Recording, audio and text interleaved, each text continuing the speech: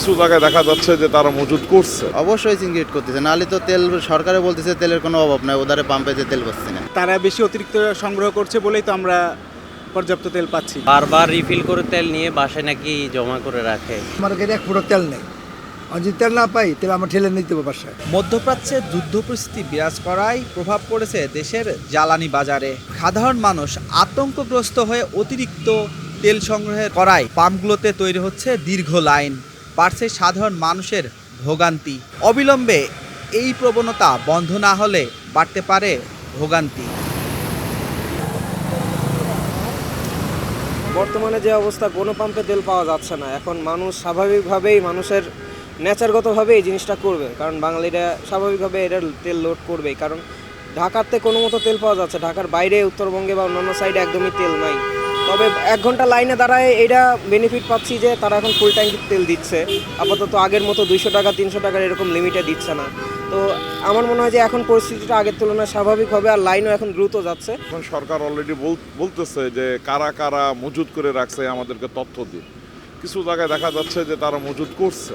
Mobile code already আপনার কিছু জায়গায় হানা দিচ্ছে, কিন্তু হানা দিলে কি হবে, মানে ডিপু থেকে কি পরিমাণ তেল আসতেছে, কি পরিমাণ তেল আপনার গিয়ে পেট্রোল পাম্পে ঢুকতেছে, সেটা যদি প্রতিদিন মনিটর করা হয় তাহলে আমার মনে হয় এখানে একটা সুদিন আমরা দেখতে পারবো। সাধারণ মানুষ অথবা সরকারকে দায়ী করে তখন কোনো লাভ নাই, কারণ মধ্যপ্রাচ্যে যে অবস্থা তৈরি হয়েছে সেটা আসলে তেলও তো সরবরাহের একটা বিষয় আছে।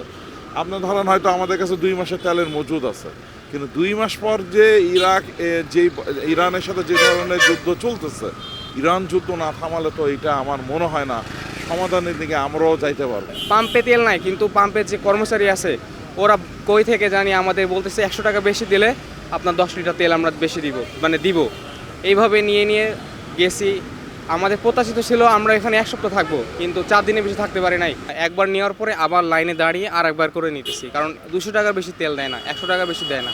পাম্প থেকে লোকাল বিক্রি করে ফেলা, ওই লোকাল তেল গেলে কেজিতে লিটারে হয়তো 20-25 টাকা বেশি করে নিয়ে বিক্রি করে। এখানে হলো 120 টাকা লিটার, এখান থেকে ওরা নিয়ে ওরা 150 টাকা লিটার বিক্রি করে, বুঝছেন। কালকে গেছিলাম ইসিবি চত্বর জায়গায় 150 টাকা লিটার, তো এখানে আসছি 4 ঘন্টা হয়ে গেল, এখনও আদৌ পাবো কি না শুনি। কারণ আমার গাড়ি এক ফুটো তেল নেই, আমি যদি তেল না পাই তাহলে আমার ঠেলে নিতে হবে বাসায়। জনগণের ট্যাক্স দেয়, গাড়ির ট্যাক্স দেয়, লাইসেন্সে 5 বছর রিনিউ করি।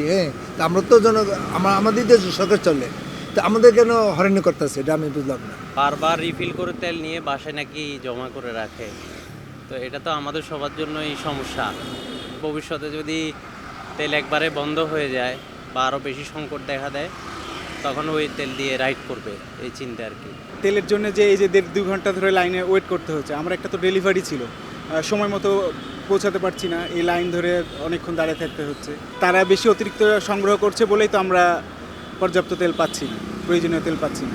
অতিরিক্ত যদি কেউ করতে থাকে তাহলে তো সংকটের কারণই হচ্ছে। প্রয়োজন সারা সংগ্রহ করে কয়দিন রাখছে ভাই, মনে করেন একটা বাইকে কয় লিটার তেল ধরে। অবশ্যই সিন্ডিকেট করতেছে, নাহলে তো তেল সরকারে বলতেছে তেলের কোনো অভাব নাই, ওদারে পাম্পে যে তেল পাচ্ছি না।